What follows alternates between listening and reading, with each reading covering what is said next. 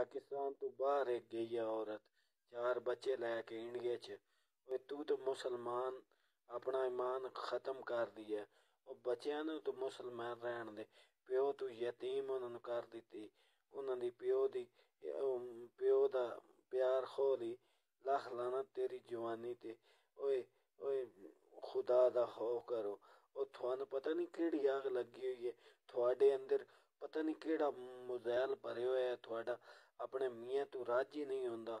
ਜਾ ਕੇ ਇੰਡੀਆ ਵਿੱਚ ਤੂੰ ਪਾਕਿਸਤਾਨ ਦੇ ਹਰ ਬੰਦਾ ਤੇਰੇ ਤਨਕੀਦ ਕਰ ਰਿਹਾ। ਉਹ ਸ਼ਰਮ ਕਰ ਆਪਣੀ ਔਲਾਦ ਮੀਆਂ ਦੇ ਹੱਥ ਵਾਪਸ ਦੇ। ਤੂੰ ਮਗਰੋਂ ਲੋ ਉੱਥੇ ਇੰਡੀਆ 'ਚ ਹੀ ਰਹੋ। ਔਲਾਦ ਜਿਹੜੀ ਹੈ ਨਾ ਮੁਸਲਮਾਨ ਹੈ। ਔਲਾਦ ਨਿੱਕੇ ਬੱਚੇ ਮਾਸੂਮ ਬੱਚੇ ਗੁਨਾਹ ਤੋਂ ਪਾਕ ਉਹਨਾਂ ਨੂੰ ਪਾਕਿਸਤਾਨ ਵਾਪਸ ਭੇਜ। ਤੂੰ ਇੰਡੀਆ 'ਚ ਮਰ। ਤੂੰ ਮੁਸਲਮਾਨ ਆਪਣੀ ਜਵਾਨੀ ਉੱਥੇ ਗਰਕ ਕਰ। ਔਲਾਦ ਵਾਪਸ ਦੇ ਪਿਓ